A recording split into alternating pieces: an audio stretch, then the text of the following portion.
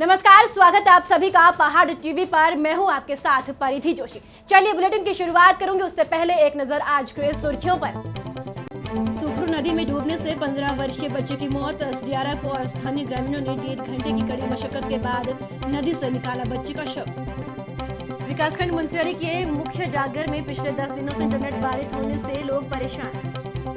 खजीमा में भूमि के मालिकाना हक और प्रधानमंत्री आवास सुविधा हेतु सीएम की पत्नी को सौंपा ज्ञापन। मुख्यमंत्री पुष्कर सिंह धामी ने कल उत्तरकाशी से आपदा प्रभावित इलाकों का दौरा किया और लोगों की समस्याओं को सुना। वहीं आपदा ग्रसित लोगों का गुस्सा भी भाजपा सरकार पर निकला और लोगों ने भाजपा सरकार के मुर्दाबाद के नारे भी लगाए।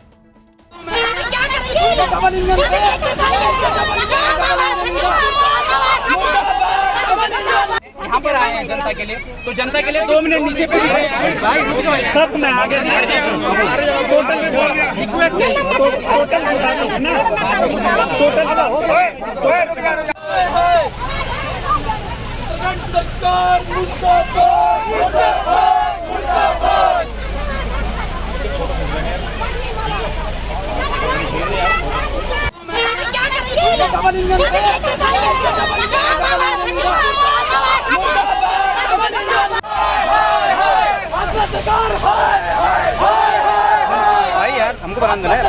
उत्तरकाशी पहुंचे उत्तराखंड के मुख्यमंत्री पुष्कर सिंह धामी से लोक निर्माण विभाग के गेस्ट हाउस में गंगोत्री धाम के तीर्थ पुरोहितों ने मुलाकात कर देवस्थानम बोर्ड को तत्काल भंग करने की मांग की, जिस पर मुख्यमंत्री ने आश्वस्त किया कि इस पर उच्च स्तरीय कमेटी का गठन कर पुनर्विचार किया जाएगा और शीघ्र ही देवस्थानम बोर्ड पर उचित निर्णय लिया जाएगा। समाज के लोग हैं तो वो देवस्थानम बोर्ड को लेकर लगातार अपनी बात कर रहे हैं, तो उसको लेकर हमने तय किया है कि उत्तराखंड 4 धाम देवस्थानम बोर्ड जो अधिनियम 15 जून 2020 के गजट में अधिसूचित होने पर अस्तित्व में आया है। तत्समय में से 1.5 साल का समय व्यतीत हो गया है एवं 1.5 यात्रा काल का समय भी व्यतीत हुआ है। तो अधिनियम के अंतर्गत रावल, पंडे, पुजारी, हकूकधारी स्थानीय हितधारकों के पारंपरिक धार्मिक एवं आर्थिक अधिकारों को सुरक्षित रखने की बात रहने के बावजूद भी इन पवित्र धामों के कतिपय हितधारकों के मन में संशय एवं अनिश्चितता प्रतीत होती है।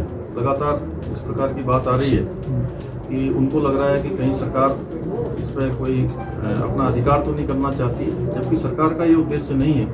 सरकार का उद्देश्य है कि जो भी हमारे मंदिर हैं या धाम हैं उनकी व्यवस्था बनाने का, यानी कि उनके अंदर अच्छी बिजली की व्यवस्था हो, अच्छी पानी की व्यवस्था हो, अच्छे आवास की व्यवस्था हो, साफ सफाई हो और एक व्यवस्थित तरीके से चले। तो उसको लेकर 4 धाम यात्रा उत्तराखंड राज्य के लिए आर्थिक रूप से सबसे महत्वपूर्ण है एवं उससे राज्य के सभी वर्गों का हित व विकास जुड़ा है।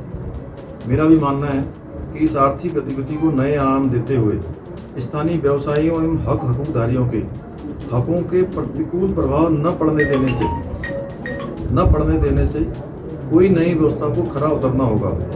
अतः सर्व हितधारकों से सभी से हमने विचार विमर्श किया है कि उपरांत हमारी सरकार सकारात्मक परिवर्तन संशोधन के पक्ष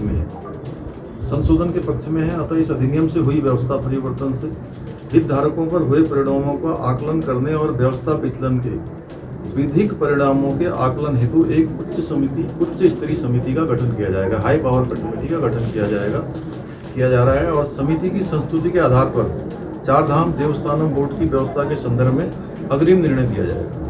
एक बार फिर प्रदेश में पुलिस कर्मियों को 4600 ग्रेड पे के मामले में एक बड़े आंदोलन की तैयारी शुरू कर दी है। आगामी रविवार को 25 जुलाई के दिन सुबह 10 बजे पुलिस कर्मियों के परिजन आंदोलन के क्रम में धरना देने परेड मैदान आ रही है। इसके तमाम पोस्टर सोशल मीडिया पर वायरल हो रही है। हालांकि पुलिस मुख्यालय स्तर से लेकर शासन स्तर तक प्रयास किए जा रहे हैं कि किसी तरीके से प्रयास करके पुलिस कर्मियों को प्रमोशन और ग्रेड पे के मामले पर निर्णय ले लिया जाए, लेकिन 25 जुलाई को प्रस्तावित इस कैंपेन के फोटो तेजी से वायरल हो रही। वहीं मंत्रिमंडल की उपसमिति के द्वारा भी बैठक की जा चुकी है। लगातार हो रही बारिश से पहाड़ों में सफर करना खतरे से खाली नहीं है। ऋषिकेश बद्रीनाथ नेशनल हाईवे पर कल एक दर्दनाक हादसे में श्रीनगर निवासी मनोज सुंदरियाल की मौत हो गई। प्रत्यक्षदर्शी अवधेश दुयाल ने बताया कि पहाड़ी से एक भारी भरकम पत्थर उनकी गाड़ी के ऊपर गिर गया, जिसमें युवक की मौत हो गई। अवधेश दुयाल अपनी गाड़ी में घायल अवस्था में युवक को शिवपुरी तक ले आई, जहां से 108 एम्बुलेंस सेवा के माध्यम से ऋषिकेश एम्स पहुंचाया, पर युवक की मौत हो गई। आजकल पहाड़ों में कम से कम सफर करें, क्योंकि लगातार पत्थर गिरने का भय बना रहता है।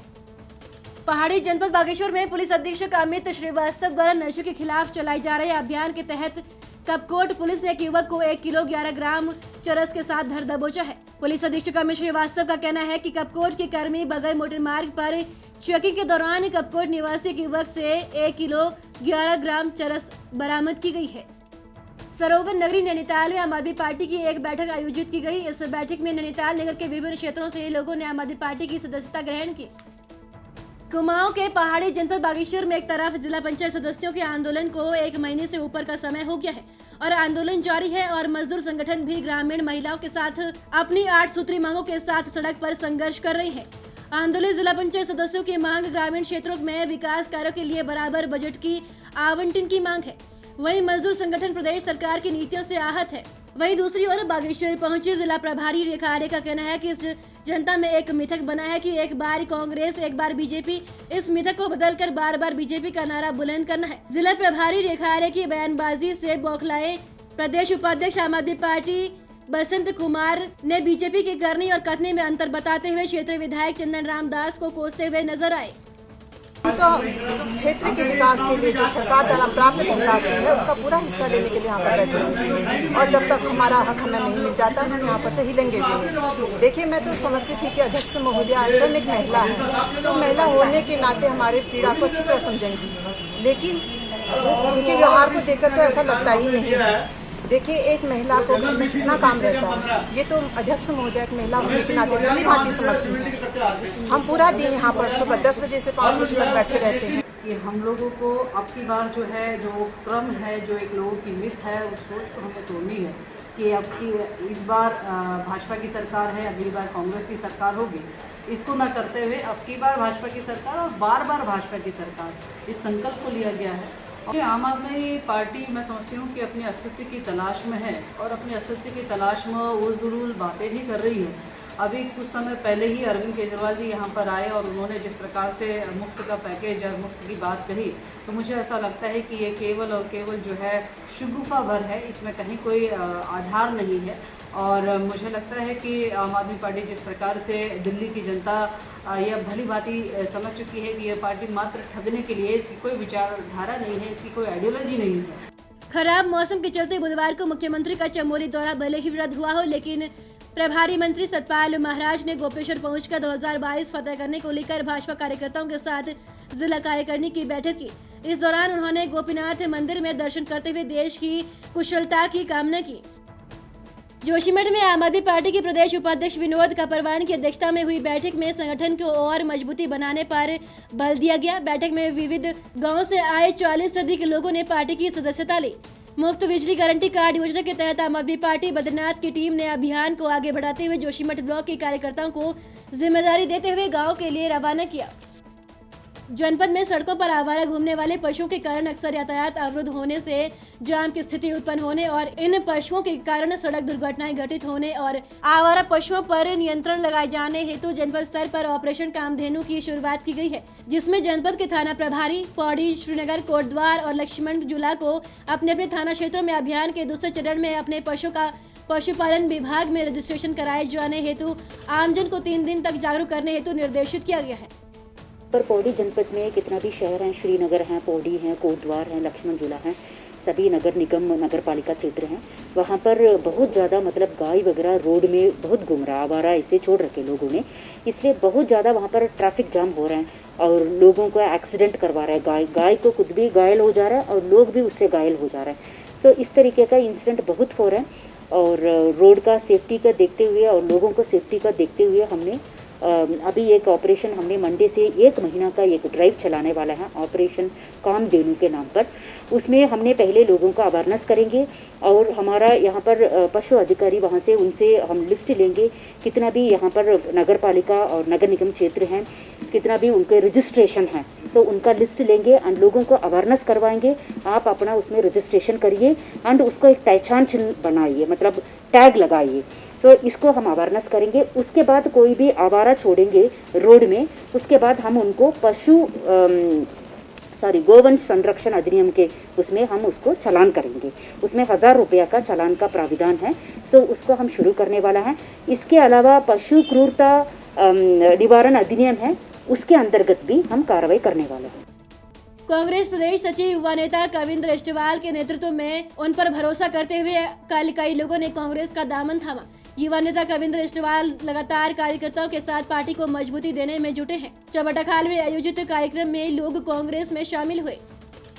महानगर कांग्रेस कमेटी कार्यालय ऋषिकेश में एक आवश्यक बैठक आहूत की गई, जिसमें ऑल इंडिया कांग्रेस कमेटी के सदस्य जयेंद्र रमोला के ऊपर एक तरफा कानूनी कार्रवाई और प्राथमिक दर्ज करने पर समस्त कांग्रेसी कार्यकर्ताओं ने रोष पकड़कर विरोध दर्ज कराया। बैठक की अध्यक्षता करते हुए महंत विनय सारस्वत ने कहा कि भाजपा द्वारा उत्तराखंड के अंदर राजनीतिक द्वेष किए जा रहे मुकदमों को उत्तराखंड की संस्कृति के विपरीत बताया है। उत्तराखंड में भू अध्यादेश कानून बनाए जाने की मांग को लेकर मसूरी के सामाजिक कार्यकर्ता मनीष गोनियाल द्वारा अपने कार्यकर्ताओं के साथ मसूरी के शौर्य स्थल पर सरकार के खिलाफ प्रदर्शन कर प्रदेश में भू अध्यादेश कानून लाने की मांग की। इस मौके पर नुक्कड़ नाटक के माध्यम से भी लोगों को भू कानून के बारे में जागरूक कर सरकार की मंशा पर भी सवाल उठाए गए हैं।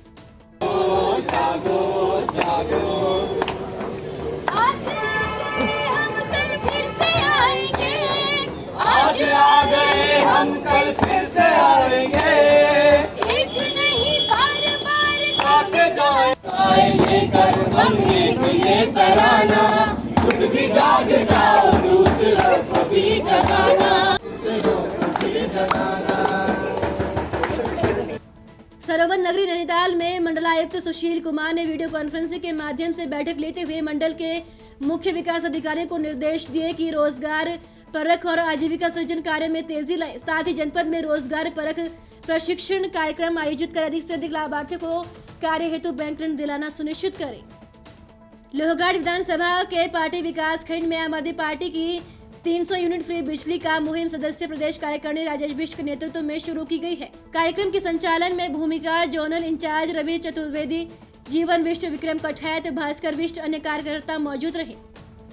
उत्तराखंड बेरोजगार संघ के प्रतिनिधि मंडल ने तमाम मांगों को लेकर कैबिनेट मंत्री डॉक्टर धन सिंह रावत से मुलाकात की।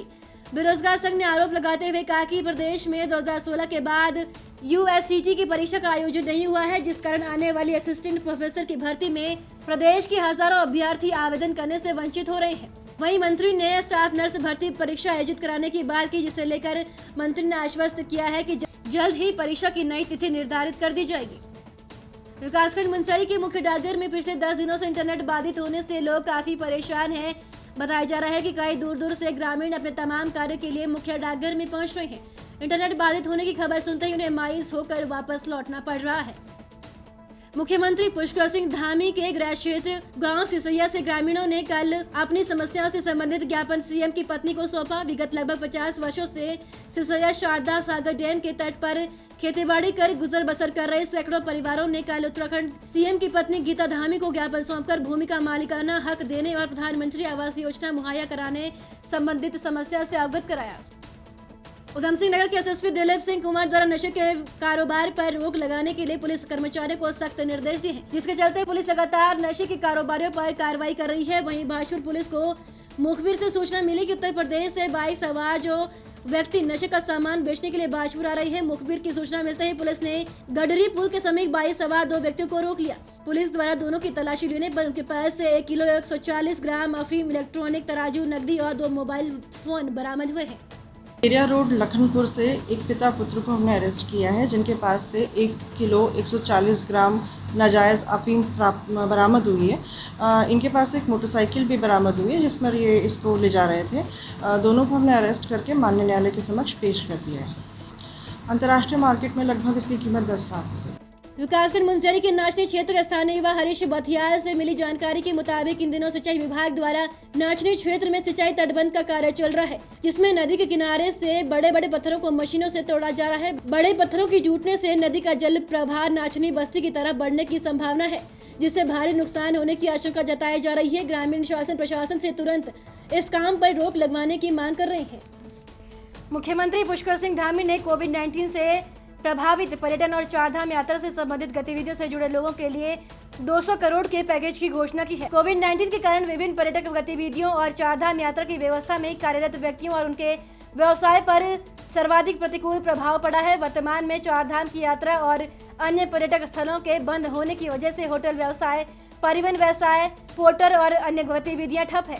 विषम आर्थिक परिस्थितियों के बावजूद राज्य सरकार ऐसे क्षेत्रों में कार्यरत व्यवसायरत व्यक्तियों के बैंक खाते में सीधे धनराशि हस्तांतरित करेगी। इसके अतिरिक्त विभिन्न व्यावसायिक गतिविधियों हेतु लाइसेंस शुल्क आदि पर भी प्रधान छूट कर दी जाएगी। राजकीय आर्थिक सहायता से लगभग 1,63,000 लाभार्थी परिवार लाभान्वित होंगे। ये पैकेज लगभग 200 करोड़ का होगा। उत्तराखंड की बड़ी खबरों में फिलहाल इतना ही। बाकी अपडेट के लिए हमारे साथ बने रहिए और देखते रहिए पहाड़ी टीवी। नमस्कार। ये है मेरा उत्तराखंड।